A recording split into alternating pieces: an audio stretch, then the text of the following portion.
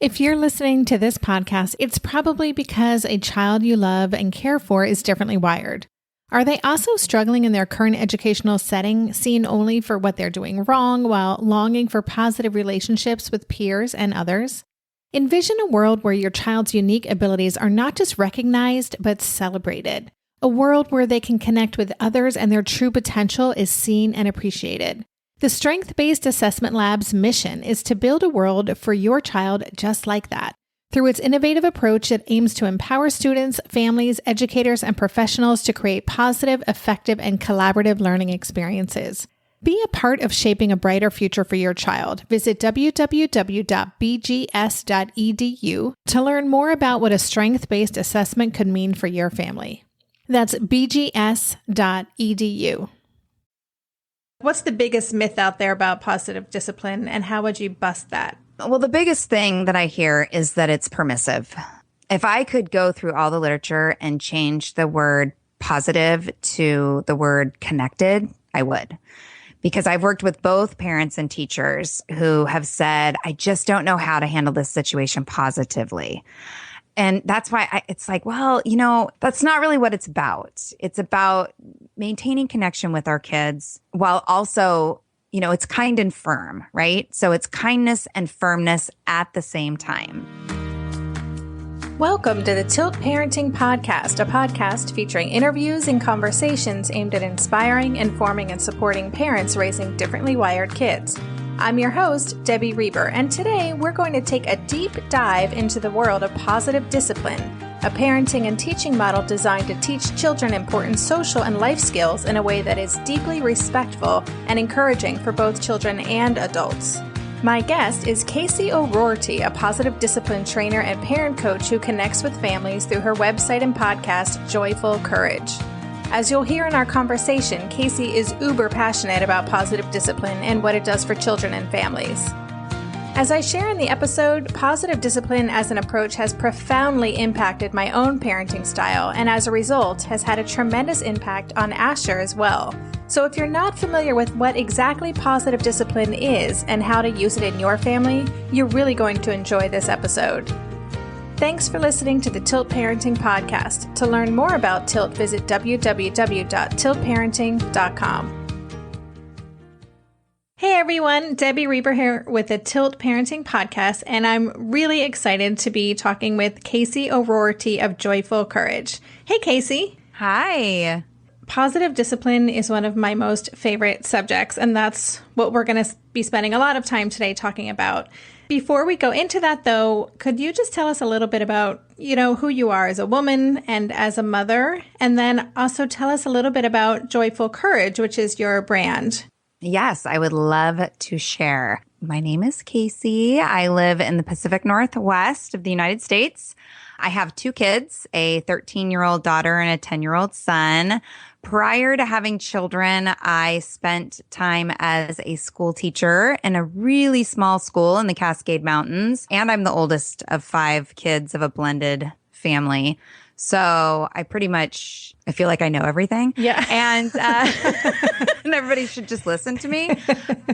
Yeah. And so with that background, going into having kids, I really felt like it was in the bag, It would be piece of cake. I have, background in child development, and I know how to work with kids. How hard could it be? And then, of course, like we all do, we have the experience of actually having our own children and realizing we don't know anything other than the models that we had. And yes, knowing in our head is different than knowing in our heart. And, child number 1 came, and in my mind was pretty easy. As long as she had full access to the boob and was in the sling, she was a happy girl.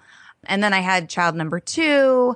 And that's really when I realized there was so much more to learn about parenting, not because he was, difficult or challenging, but because the dynamic shifted with 2, I really went into mama bear mode, which I had read about, the idea that you kind of push your older child away because you've got this baby to keep alive. And when I had read about it, I thought, oh, that won't be me because I'm so connected to my daughter. And, I just couldn't imagine. And it came on really strong.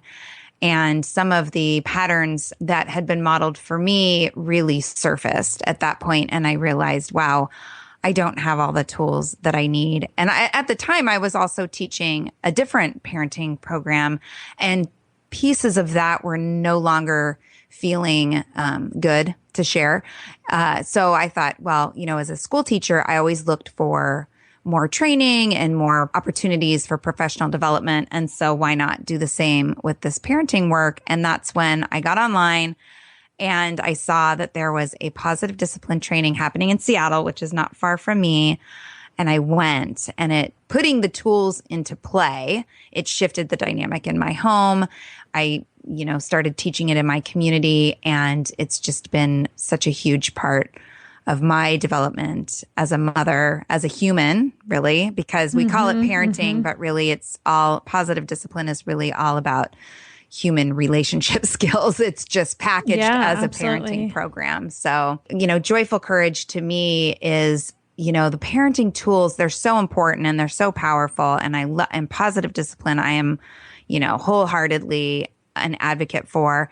And I think that it becomes really clear when we aren't in the practice of looking inward at our own stuff, at our own internal experience in those moments of challenges, then, the tools aren't necessarily available. And that shows up with clients and people that take my class when they say things like, I know that I'm supposed to give choices, or I'm supposed to offer a hug, or I'm supposed to use these tools, but in the moment, I'm just so mad and I forget.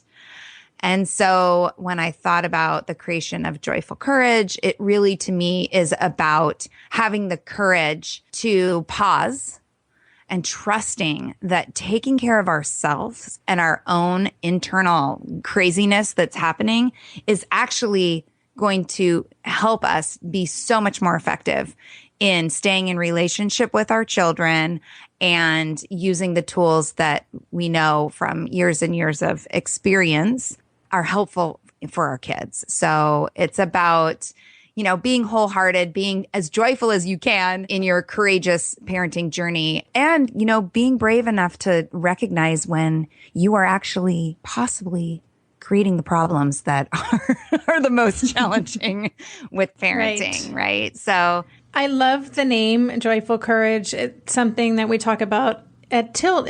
One of our goals is to help parents find more joy and peace in parenting their differently wired kids. So joy is a big part of what we're about. And I think it's something that a lot of parents raising kids who are moving through the world in a different way isn't the number one word that pops into their mind. So it's really important for us in terms of what we're trying to create and how we want to inspire people. And then courage as well. I love the way you frame courage in terms of the work that you do with parents and parents having the courage to take that pause. And that's so powerful. And also, I think it takes so much courage to walk through a path that isn't really marked very clearly and being okay with that. We've spent, I'm 42 years old, so I've spent many, many years burying some pretty difficult situations. I've spent lots and lots of time convincing myself of what I believe to be true about myself and the world.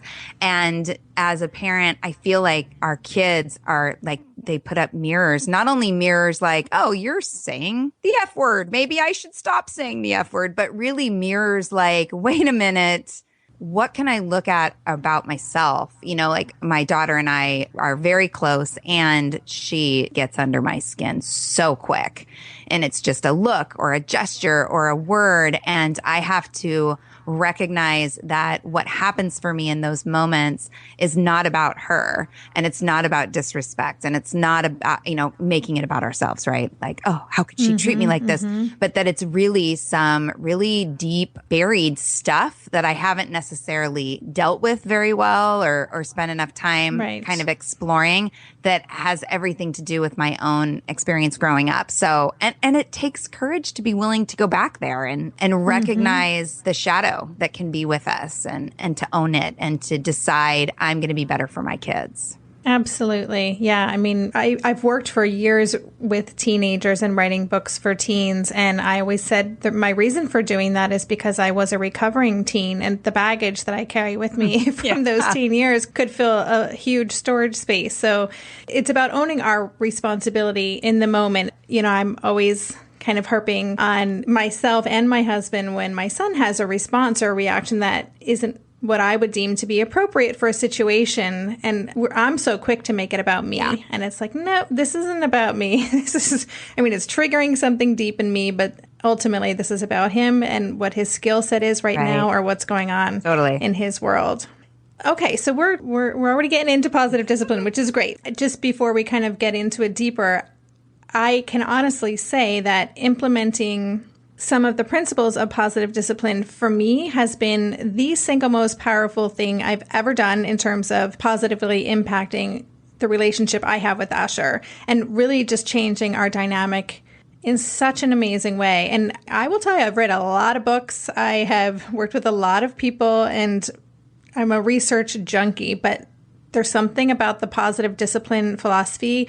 When I really dove in, something just switched, and it was kind of an instant shift that we all felt. Mm-hmm. And it really blew me away. So I know this is your area of passion, and you know way more about it than I ever could. So could you kind of define positive discipline as a philosophy? I can do my best. How long do you have? Okay. You've got this. You can do it. Well, the first thing that I would say about positive discipline is that it is based in Adlerian theory.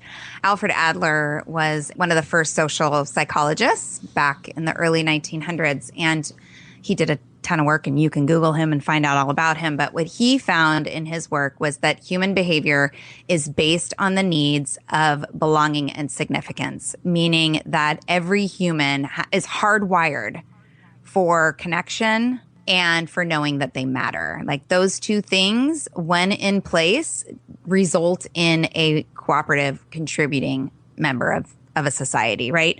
So then the positive discipline program, that's the foundation for all of it.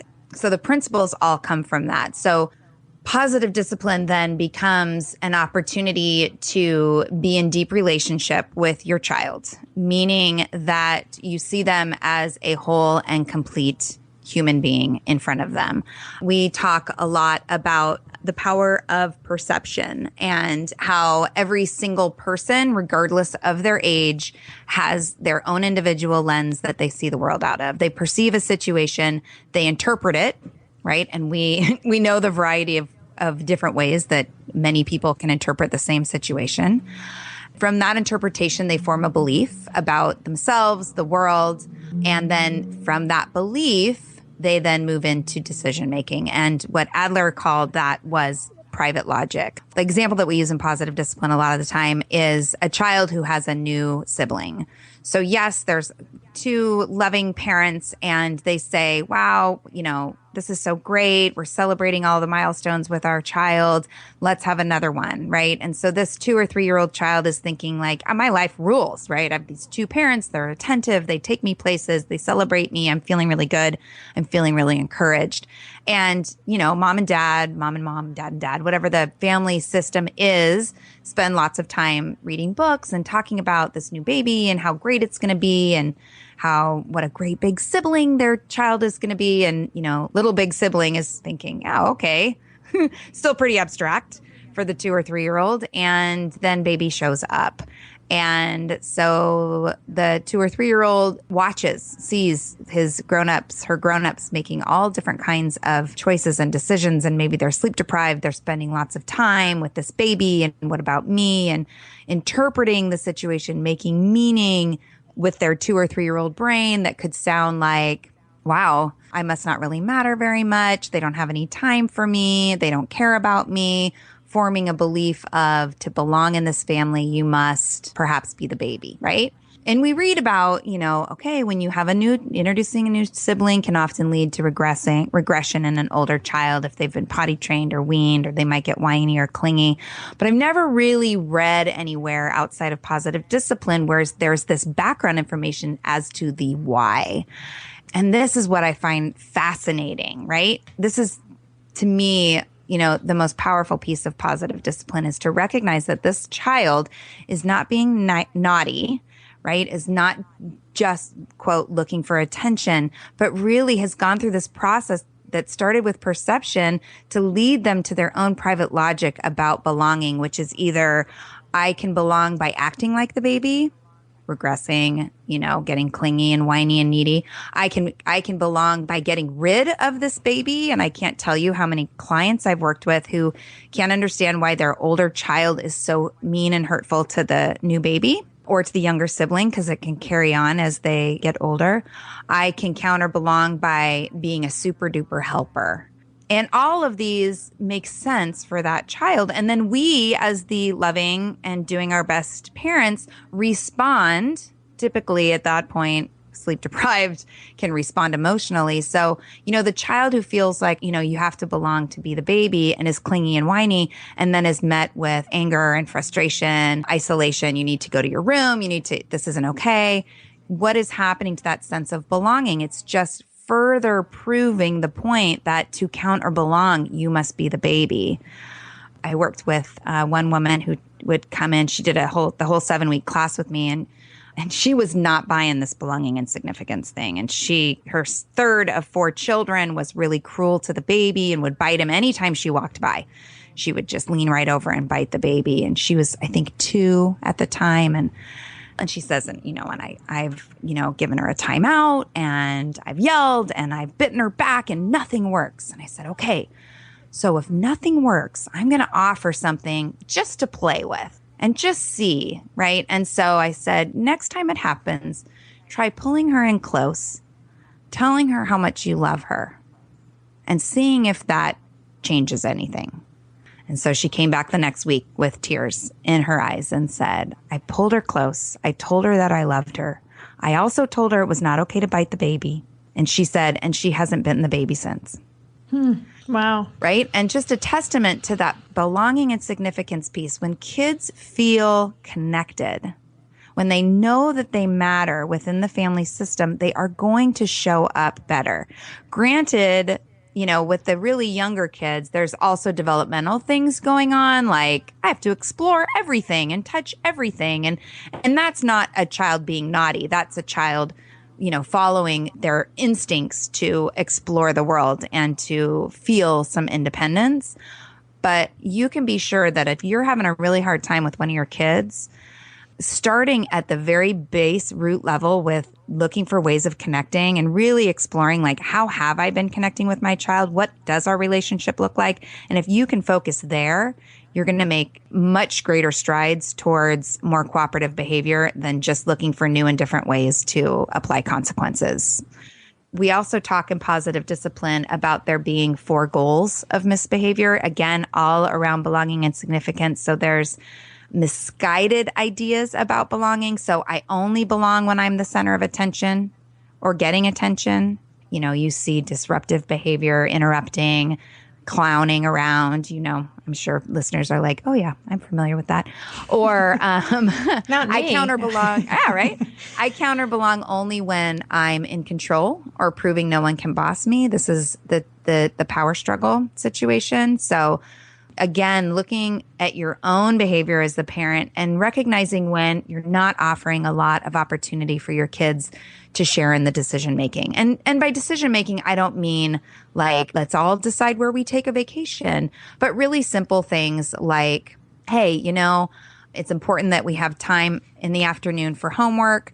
What is the time between 3 and 5? When would you like to do? What 20-minute period of time would you like to do your homework? Or here's the things that we need to do before bed. What order would you like to do them in? So looking for lots of different opportunities to share power and decision making. Mm-hmm. The third one is I don't feel like I count or belong, and that hurts. So I'll hurt others. And so when parents start to feel like, to me, it's like a punch to the gut. When there's a behavior that leaves me feeling like, how could you have said that or done that, or that disbelief shows up, I get to recognize my own experience and get really curious about my child's feelings around belonging. And like I mentioned my daughter before, when I feel like something she said is really hurtful, I pause And I get really curious about, so what's been going on with you? That was really hurtful. And I'm wondering if you're hurting about something. Do you want to talk? Right. So it's a clue for me as to what's happening with my child. And then the fourth, they call it belief behind behavior, that happens is this feeling of I can't count or belong. I'm not perfect and I don't want anyone to know. So I'll just, I'll withdraw so nobody knows that I'm not as good as they are. And that's assumed inadequacy or avoidance of humiliation. And those are the kids that, it typically doesn't show up till after 5 and older, but those are the kids that are really withdrawn, and not withdrawn in a way like, I hope you pay attention to me. I'm going to go sit in the corner, but really like, I hope you don't notice me, because it's easier just not to be noticed than it is for you to ask me what's going on. And then I have to prove yet again that I'm inadequate. We'll be right back after this quick break. Darren and I are prepping for a big move at the moment, so we are fully leaning into any and everything that simplifies things, and that absolutely includes meal times. At a time when my executive functioning skills are being pushed to the limit, even planning and executing dinner for our family these days can feel like a really big lift. That's why I'm especially grateful for Green Chef, a meal service that offers pre-measured and prepped ingredients to my door. Each box is packed with foods you can feel good about, like whole fruits and vegetables, plus lean protein and whole grain options. In fact, one of the things I love most about Green Chef is that they offer options that prioritize gut and brain health, with science-backed recipes that feature ingredients like fiber, antioxidants, and omega-3 fatty acids. During this time of lots of stress, it feels really grounding to know we're supporting ourselves nutritionally. I will take all the support I can get.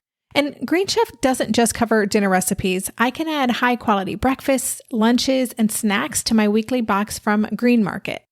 Green Chef has a special offer for Tilt listeners. Go to greenchef.com/tilt50 and use code TILT50 to get 50% off plus 20% off your next 2 months. That's 50% off plus 20% off your next 2 months when you use the code TILT50 at greenchef.com/tilt50. Green Chef, the #1 meal kit for eating well. Maybe I've watched too many seasons of The Amazing Race, but every time I have to go somewhere on the subway, I treat it like a competition. It's all about making the right gut decisions about which route will get me there the fastest. Sometimes those decisions get me where I'm going early, and other times my gambles don't really pay off. Probiotics can't help with most gut decisions, but if your gut needs a little support, Ritual has your back. Their Synbiotic Plus, a 3-in-1 supplement, has clinically studied prebiotics, probiotics, and a postbiotic to support a balanced gut microbiome. I've been using Synbiotic Plus for about 6 months now, and it's become a core part of my morning routine. I take the mini capsule every morning while making my way through my inbox, whether I'm at home or I'm on the road, because it doesn't need to be refrigerated. And the capsule itself is delayed released, which helps it survive the harsh conditions of the upper GI tract for delivery to the colon. And that's exactly where we want it to go. Ritual invested in a study modeling the human colon, which showed that Synbiotic Plus significantly increased microbial diversity and the growth of beneficial bacteria. There's no more shame in your gut game. Synbiotic Plus and Ritual are here to celebrate, not hide your insides. Get 25% off your first month for a limited time at ritual.com/tilt. Start Ritual or add Synbiotic Plus to your subscription today. That's ritual.com/tilt for 25% off. It is really hard, dude. There's so many things I want to talk about. No, I know. I mean, I was just thinking the book, Jane Nelson's book, Positive Discipline, which I think is like the Bible for positive discipline. So, my husband and I worked with a parent coach a few years ago. She was my curriculum advisor for Asher as well. And she kind of took us through week by week because it was so dense and we really needed help breaking it down and understanding how to incorporate the learning into our own life. And yeah, it's a lot. And I can, it can go so deep. And so what you were just going over, I just have to ask, is this what would be the printout I have over my computer that I'm looking at right now is the mistaken goal chart? Yes. Yeah. Okay. Absolutely. So right.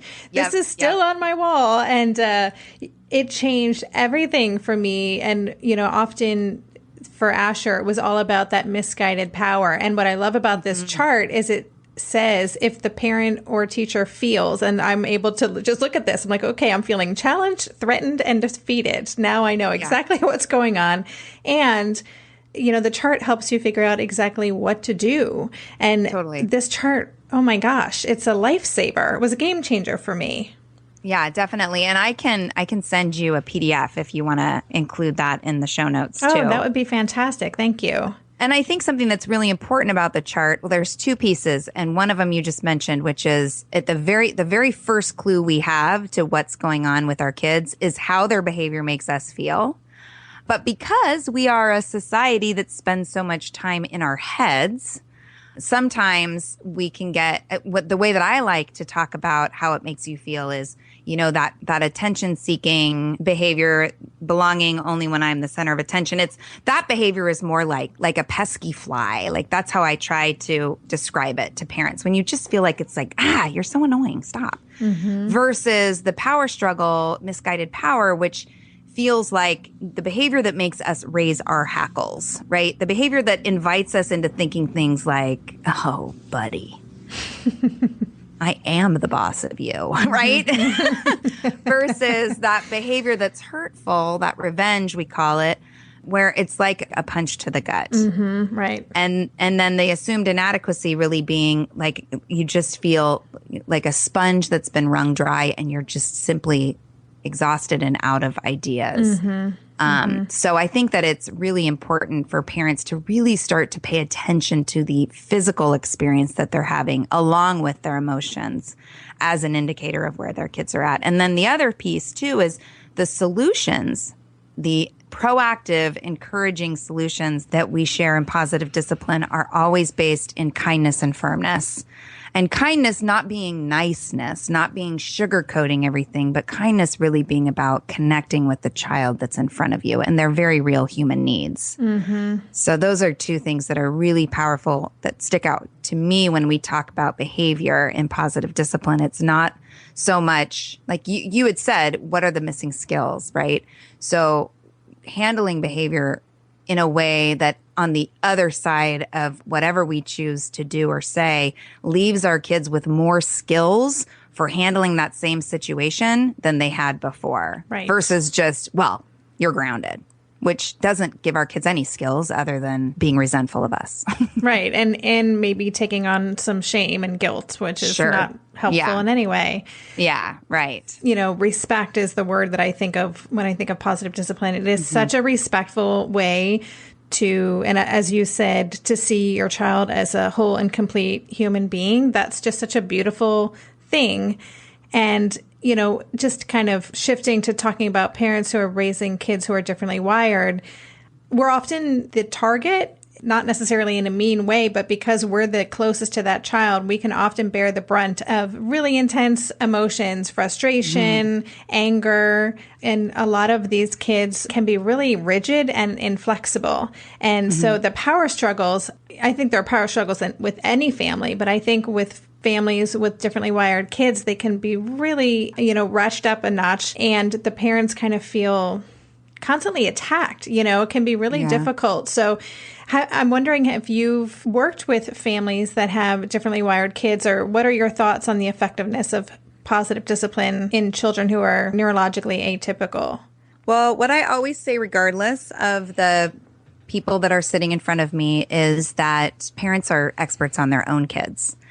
And positive discipline it's like a buffet, right? It's a buffet of options that can be really helpful, when used in a way that's effective. And I've worked a little bit with families who have kids that are wired differently. And what I always say is none of what I'm going to share with you is going to be hurtful. And there will be lots that will be helpful. And I expect that you're, doing the work of exploring and learning everything you can about, whatever that different wire is. Positive discipline, I feel like, can complement lots of what, that might be more specific for an ADHD kid or for a child with autism. I don't claim to be an expert on all the variety of ways that kids can be on the spectrum or all the different special needs, although there is a positive discipline for children with special needs book that people have found extremely helpful as well. That's great. That's my short answer. No, that's a great answer. And, I think for me, the biggest shift that happened was just being able to look at his behavior kind of from the outside and then kind of thinking like, what can he learn from this situation? And really working with him to problem solve what was going on. So that respectful collaboration piece, I think was the big shift for us. And, you know, just like the story you shared with the mother who went in for a hug, you know, as soon as you respond in that soft way, it tends to diffuse whatever's going on in the moment anyway. It just can be hard to get there sometimes. Sure. And, you know, I think it's really important, too, to say, and I know that it's in the book as well, it's about progress, not perfection. So even just last night, I have a 13-year-old daughter, and, you know, we're stumbling through the whole phone, texting, blah, blah, blah, social media stuff. And she's been gone for a little while, traveling with my parents, and she's been back a couple of days. It's been glorious and so connected and awesome. And I went up to mention something about some of the music that she was listening to. And like, my delivery was poor. And I just watched everything inside of her body. Like, I mean, it was like her eyes glazed over. Not glazed over, but it was like she kind of shifted her focus. She was not willing to engage in conversation. And it just took us right back to this place that we were at a couple months ago, which was a kind of a dark place. And I went downstairs and just felt like, oh, God, I don't want to go back there. And so then I went, a couple minutes later, I went back upstairs and I said, wow, when I came in here, I don't think my approach was great. Because I felt like it took us right back to a couple months ago. And her whole little body softened. And she was like, yeah, I felt like that too. And I said, okay, you know, we've been there, we've done it, we've made changes, we've had conversation. I'm just gonna check myself a little bit better when I need to have conversations with you. And she was so appreciative, and it just like snap of the fingers shifted us right back into a place of connection. So, you know, it's not about always showing up perfectly, but and this is what I say to parents, at least you know that you handled things poorly. Right? Like that's a forward step to say, oh my God, I blew that, right? Totally. Versus, gosh darn it, those kids, blah, blah, blah, you know? And so I think that can't be understated. It's just once we know better, we do better, or at least we recognize we haven't and we make amends to make things right. What a great story, and what great modeling for your daughter, and also you're being courageous by being vulnerable, and it's just great. I love that. Thank you. So I just wanted to mention this because I feel like a week doesn't go by where I stumble upon an article that is about the negative side effects of things like spanking or time out or other ways of punishing kids. And I'm always surprised at how, not contentious, but it just brings up a lot of strong feelings in people on both sides of the spectrum. And so I think there are probably a lot of myths out there about positive discipline, that you're letting your kids get away with things, or your kids are being spoiled. So what would you say to people who, you know, like, what's the biggest myth out there about positive discipline, and how would you bust that? Well, the biggest thing that I hear is that it's permissive, for sure. If I could go through all the literature and change the word positive to the word connected, I would. Because I've worked with both parents and teachers who have said, I just don't know how to handle this situation positively. And that's why it's like, well, you know, that's not really what it's about. It's about maintaining connection with our kids while also, you know, it's kind and firm, right? So it's kindness and firmness at the same time. Kindness, again, not being niceness or sugarcoaty or wishy-washy or a doormat. Kindness being connected and recognizing our kids as fellow human beings. Firmness being structure. Firmness being respecting yourself as the adult and respecting the situation at hand. And it's interesting, too. I think that the thing that's the hardest piece about positive discipline is that you really have to trust the process. You have to trust, for example, that making an effort with spending 20 minutes a day in special time with your child, kid-centered, kid driven, not a time to talk about challenges, but really just being present and available and together 20 minutes a day is actually going to do so much more for their behavior than spanking or a timeout or nipping it in the bud in that moment. And it's hard. Like I said, even that participant of mine who looked at me like I was a crazy person when I asked her to, hug her child after she bit the baby for the, who knows how many times, right? Mm-hmm. Trusting that when the connection is there and when the relationship is strong, you're going to see a difference in behavior. I think that's the hardest piece for parents. And I think the reason that articles around spanking and shaming and timeouts invite such hot and heavy emotion is because for a lot of people, that's all they have. That's where they're at. That is the tool that they have. And the idea that they can't do that is terrifying, right? Mm-hmm. It's terrifying because they feel like my child is out of control and I don't have any other skills but this. So for you, quote, expert, to write this and tell me that I can't do this, I'm going to take you down. That hurts me. They go in their own revenge, right? Mm-hmm. I'm feeling hurt. I can't belong in this society that's telling, or this mindset that's telling me I can't do this. So the easiest thing for me to do with this hurt is to take down the author of this post, right? Or tell all these people they're crazy people. Mm-hmm. So everybody, and I truly believe we're all doing the best we can with the skills we have. And I always appreciate every person that shows up in one of my classes or shows up in my online community asking for help because they've gotten to the point where they've recognized there are more skills to learn and I'm open to learning because that's a beautiful place to be. Another thing to keep in mind too is that kindness and firmness at the same time is really tough. And there aren't great models. The models that we have are either firmness as meanness, as stern face, finger pointing, or hands on hips, that intimidating parenting style, mm-hmm. or kindness, which is just do whatever you want. I don't want to upset you, or, bribery, all those kinds of things. And so to come to a place that is firmness and kindness at the same time, that means, we're engaging kids in problem solving. We are looking for skills. For example, my son, he's a great example for this because he gets in plenty of mischief. And whenever things show up and he shows up poorly, he's really good at talking about it. And I've always greeted him when he has to tell me something, good, bad, otherwise. I have practiced and learned to be really neutral in my body, neutral on my face, and really non-judgmental because I think to myself, oh my gosh, he wants to tell me about this. I am not going to freak out because I want him to continue to come mm-hmm. and know that I can handle what he brings me. So when he tells me something, my go-to thing, and anybody who's listening who knows me, is, can you tell me more about that? Because I want to make sure that he really unfolds the story and then followed with like, wow, how did that make you feel?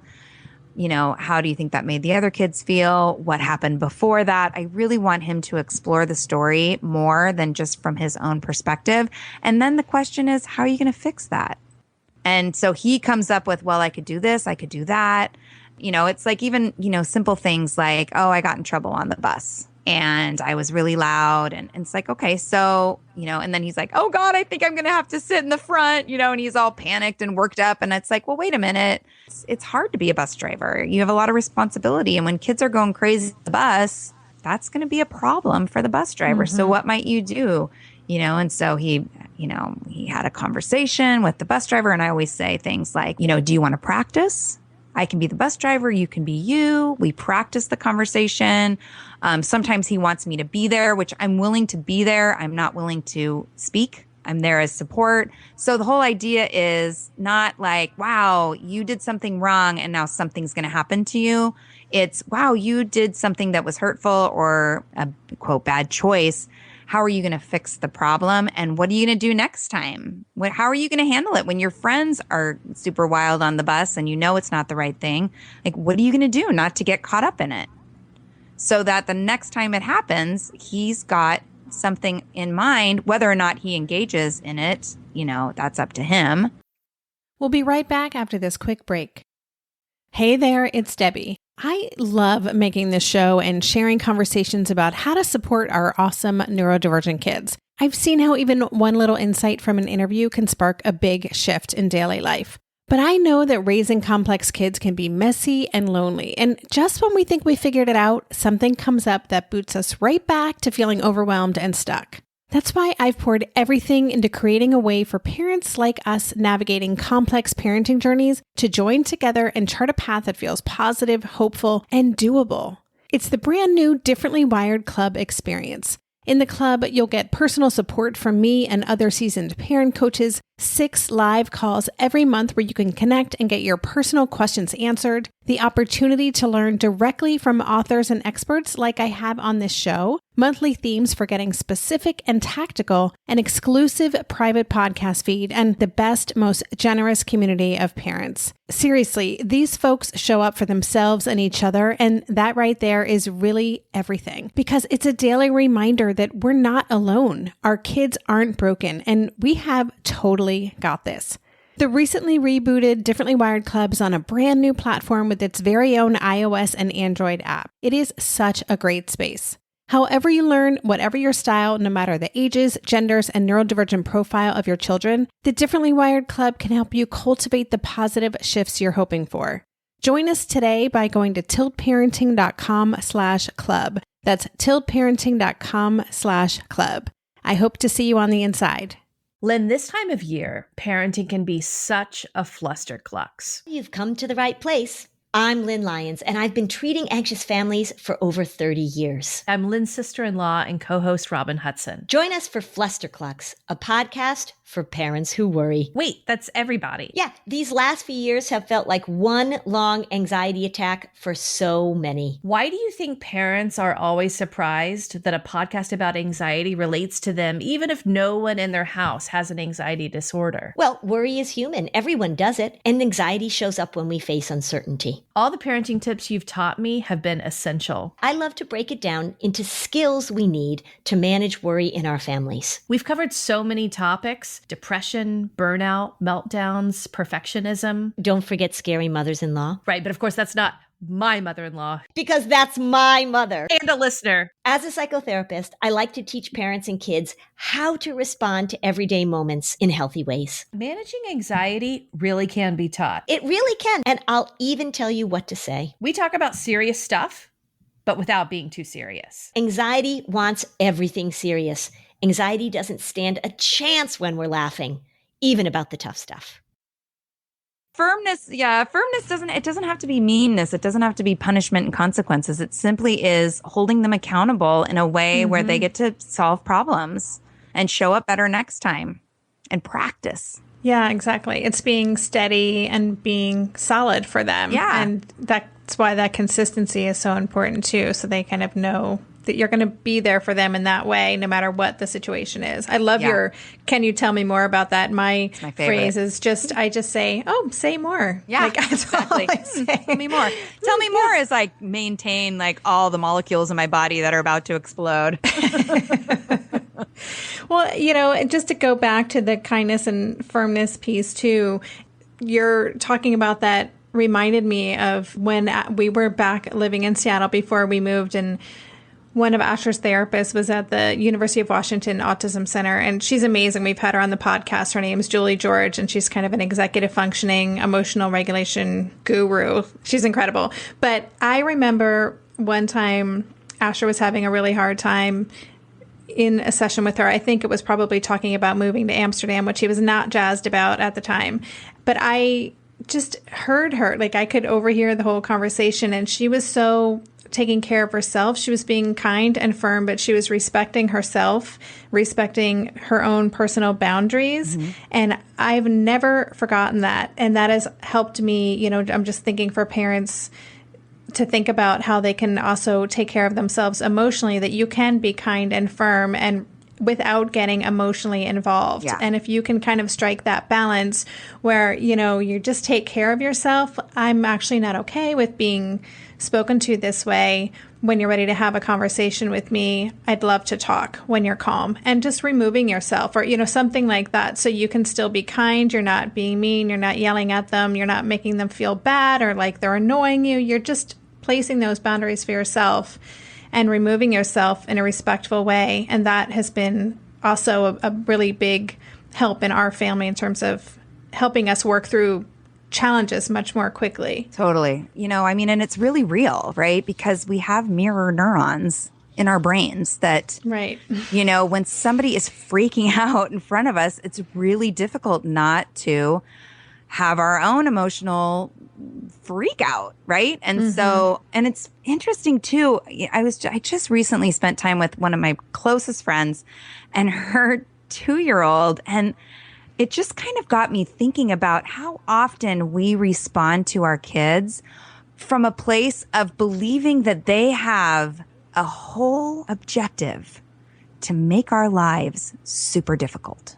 Like they're on a mission, right? Like they have the emotional capacity to have this complicated web of dragging us into, and it's just not true. They're just having their own experience of intersecting with the world around them and with a really underdeveloped brain, and so it looks really wacky. And I think when we remember that, it helps to maintain composure. It helps to recognize, okay, I'm getting pulled in. Like for me, it's a tight chest, it's shoulders up, it's tension in my body. When I start to feel that, that's when I'm like, okay, I got to pull back my shoulders and feel my feet on the ground and get it together. Because me meeting my child where they're at in this moment is not helpful. No, it never ends well. It doesn't. Dan Siegel says, engage, don't enrage. And we can only engage when we are coming from a place of calm. And because mirror neurons too work the opposite way, right? When we can stay calm, it's ever more helpful for them to get it together. It's not magic. It's not like, It can almost be magic. I've experienced that pretty quick switch. If I'm able to meet from a place of calmness, it changes everything pretty quickly. So, well, before we go, 2 things. One, I wanted to know, we've talked about Jane Nelson's book, Positive Discipline, and then you mentioned the book about positive discipline specifically for parents with special needs children. Do you have any other favorite resources that should be on the Tilt community's radar? I have so many parenting books. And I have a podcast too, and I've been able to interview so many great authors. I love anything by Amy McCready is fantastic. I really appreciate Rachel Macy Stafford's work. She's the hands-free mama, parenting from a place of love. Dan Siegel's books, Whole Brain Child is probably my favorite. Kids 5 and under. He also has No Drama Discipline, which is geared more towards school-age kids, and Brainstorm, which is for teens. So he's amazing. I love Dan Siegel. And then The Conscious Parent by Shefali, Tsabary. She also has a TED Talk, and I just love the context that she puts parenting into. And she really is another person that talks about, our kids coming to us as our teachers, right? Our kids show up and all of a sudden, all of the areas of growth that we have are highlighted. If we're paying attention, right? Our kids show us so many areas that we can continue to grow and focus on for our own personal development. And she's awesome. Also, Jessica Lahey has a really great book called The Gift of Failure. I love that book. Love Jessica Lahey. I wish she could move in with us. I asked her to on Twitter, but... Yeah, I mean, I'm like, seriously, I will take a picture of and anything by Laura Markham, of course, is brilliant. And Rebecca Ines just came out with a book called Positive Parenting, The Essential Guide. Well, I will leave, just for listeners, that's a lot of information. I will make sure they're all on the show notes. No, that's great. I will make sure all those names and links for the TED Talk and everything are on the show notes. And then, so Casey, you mentioned your podcast. I'd love, just as a wrap up, if you could tell us about your Joyful Courage podcast. And also, I noticed on your website you have something coming up called 10 Days of Joyful Courage. So could you tell us about that in case listeners want to be a part of that? I would love to. So yeah, I do host a podcast. It's called the Joyful Courage Parenting Podcast. You can find it on my website, joyfulcourage.com. It's also on iTunes and Google Play. And I interview people that inspire me. Weekly, the conversation is around parenting. So every Tuesday, I have a new show that comes out. And then I have 2 bonus episodes every month. And one of them is, I call it Ask Casey. So people will write in a question or a scenario, and I'll just speak my opinion on it. And people find that helpful. And then I also do a bonus episode around with just somebody that is doing work around the world that's helping families. Mm-hmm. I look forward to listening to those. Yeah. So I am pleased. I would encourage your listeners to check out my show. And then the other thing I'm really excited about is at the end of the summer, August 24th, I'm running a 10-day free program called Joyful Courage 10. I often have people who work with me who say, I wish you were on my shoulder. I wish you were in my head. And so this is my attempt to get in your head. It's a 10-day program. I'm going to use text messaging software. So we'll have a Facebook group and we'll have some prompts via email. But what's going to happen is participants will receive really short text messages from me to help them, like I said, work on that way of being in parenting. So it's 10 days of exploring and practicing the parent they want to be with daily support and inspiration. You know, the pre-work will be for parents to really declare and define how they want to show up for their kids, especially in challenging moments. You know, it's all about that kindness piece, right? How to be kind and firm, how to be loving and available and compassionate and connected, even when the child in front of you is falling apart or freaking out or has, lit something on fire, which isn't something that has actually come up in my work with parents. That's good. Good. Glad to hear it.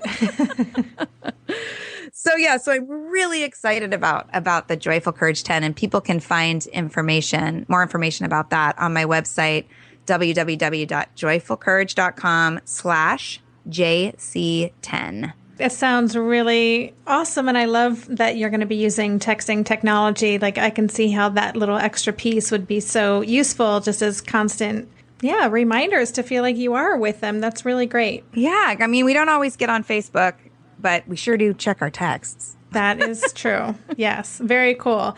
Well, I want to thank you so much for this awesome conversation. It's been super inspiring for me and just fun to talk with you. I wish we could hang out, but it's really hard with our geographic differences here. But thanks again for being on the show. Oh, it's my pleasure, Debbie. I'm so glad to be here. Thank you so much for tuning in today to the Tilt Parenting Podcast. To learn more about Casey O'Rourke and her Joyful Courage podcast, to sign up for her free Joyful Courage Challenge beginning August 24th, the Joyful Courage 10, as well as get links to all of the many parenting resources Casey shared in our conversation, visit the show notes at tiltparenting.com/session20. And one last request, we are on a mission to build our listenership for the Tilt podcast. If you want to help us, here are 2 specific things you can do. First, leave an honest review on iTunes. This helps the show gain more visibility in the iTunes universe. And second, share your favorite episode in your social media world, your Facebook page, parenting groups you hang out in online, and more. We want to make sure the parents who would benefit from these conversations know that we're out there. Thanks so much for helping us on our mission. And thanks again for listening. For more information on Tilt Parenting, visit www.tiltparenting.com. Hey, are you a parent of a teenager? Are you feeling overwhelmed about how to be what they need while also holding limits and boundaries that keep them safe? Are you tired of conversations that negate how messy this season of parenting is? Well, I've got you. My name is Casey O'Rourke. I am a positive discipline trainer, parent coach, and the host of the Joyful Courage podcast.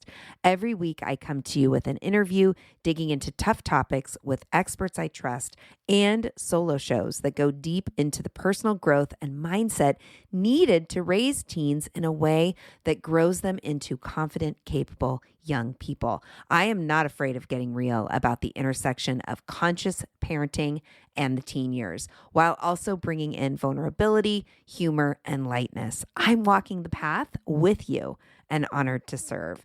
Listen to Joyful Courage on Apple Podcasts, Spotify, or wherever you consume podcasts.